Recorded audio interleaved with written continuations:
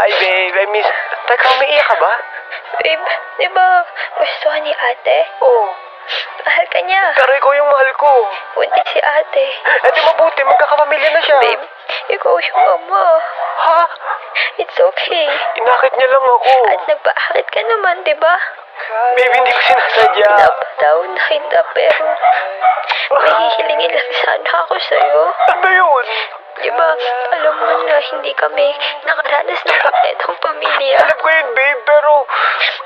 Babe, sana maging mabuti kang ama para sa magiging anak niyo.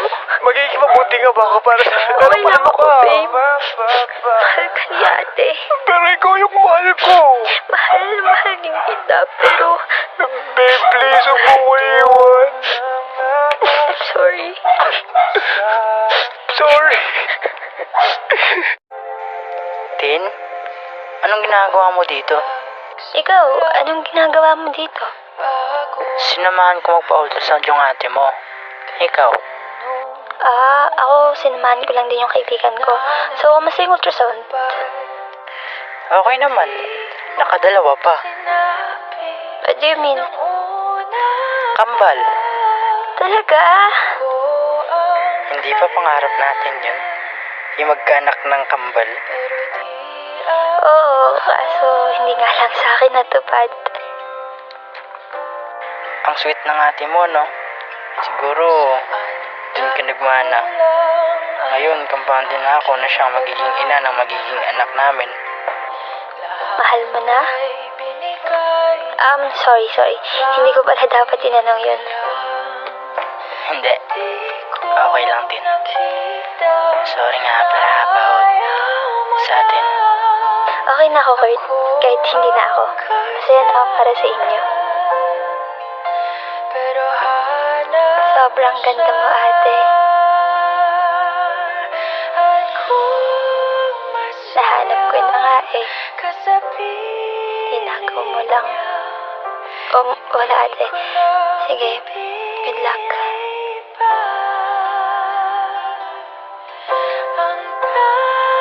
Congratulations to the both of you. Masaya ako para sa inyo. Kurt, ingatan mo sana yung ate ko, ha? Mahal ko yan. Siya yung nagsilbing nanay tatay ko ng mga panahong kailangan ko ng pagmamahal. Kaya sana, ipangako mo sa akin hindi mo siya sasaktan. Ate, ingatan mo sana yung taong mahal ko. Hindi yan mahilig sa maanghang. Allergic din yan sa hipon. Sakit din yan, kaya alagaan mo ng mabuti. Minahal ko yan, kaya sana ingatan mo. Mahalin mo, higit pa sa pagmamahal na binigay ko. Pero sa totoo lang, sobrang sakit na makita ko yung taong akala ko siya na, pero hindi pa pala. Ako dapat yan eh. Sa akin ka na ako, pero sa iba mo tinupad. Ikaw bang maisayaw ang aking asawa? Ako dapat yun eh. Kung di ka na nagpaakit, sana tayong dalawa yung mahal. Pero mukha naman wala kang pinagsisihan. Halata naman na masaya ka kay ate. Ang sakit.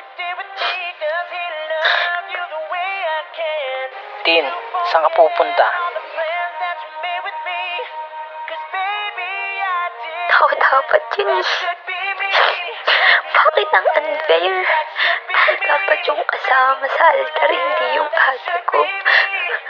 Bakit ang saya niya samantalang ako turog na?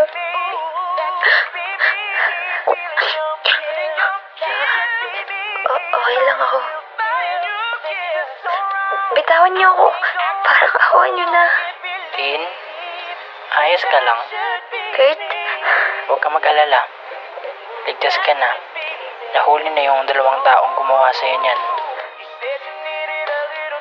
Sorry, hindi ko lang talaga kinaya kanina. Ako na kasi sabi dyan. Pinaglutuan pala kita. Ang sweet niyo naman. Okay lang, busog pa ako.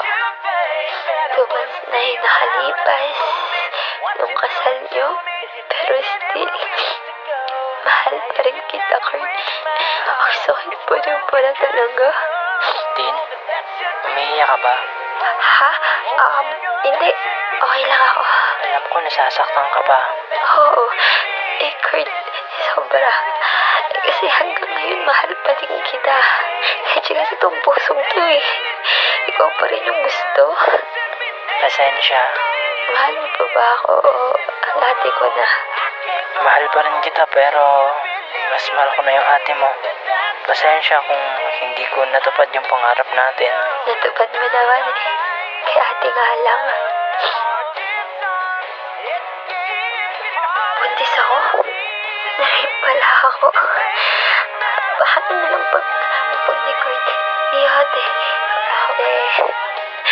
Kurt, siguro pag nabasa niyo to, wala na ako. Ate, mahal na mahal po kita. Thank you sa pag-aalaga mo sa akin. Sorry kung nagalit ako sa'yo kasi nagusto mo yung mahal ko. Kurt, ito na yung huling beses na sasabihin ko, mahal na mahal kita. Pinapatawad na kita. Alagaan mo ang ate ah. Patawarin niyo kung hindi ko na kinaya. Nung mismong kasal niyo, na-rape ako. Nagbunga yun. Kakadiri na ako. Mahal ko kayong dalawa. Alam. Bitawan niyo ako. Please, pakalan niyo na ako. Parang awan niyo na. Gusto ko pang makita yung taong mahal ko. Parang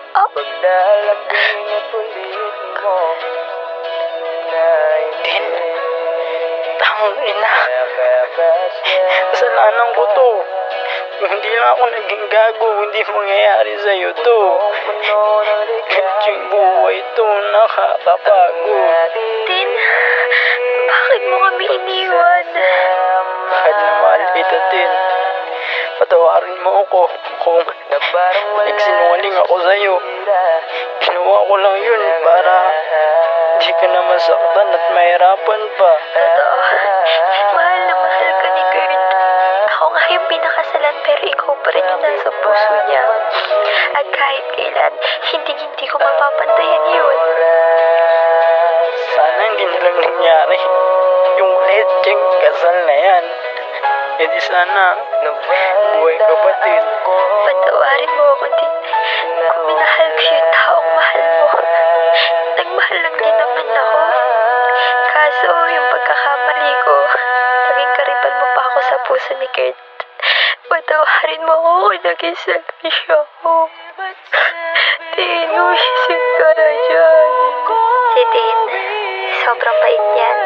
Parang nga siya yung mas ate sa aming dalawa eh. Ayos lang sa kanya na nasaktan siya. Makita niya lang masaya yung taong mahal niya. Alam niyang mahal ko si Kurt.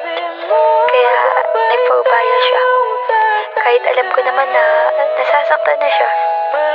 Tin, kung nasan ka man ngayon, gabayan mo sana kami ha. Mahal na mahal ka ni ate. Si Tin, siya yung babaeng mahal ko. Mapagmahal na kapatid. Inuuna niya yung iba kaysa sa sarili niya. Kahit na nasasaktan na siya, ayos na sa kanya. Mahal ko, pangako, magiging mabuting ama ako. Huwag ka mag-alala. Ako nang bahala sa ate mo at sa magiging anak namin. Hindi ko sila papabayaan. Palagi ka lang nasa puso ko. Babe, salamat kasi nakilala kita. Nakasama kita. Tinanggap mo ako kahit puro sakit yung pinaparamdam ko. Kaya sa muli, Tin, mahal na mahal kita. Pasensya.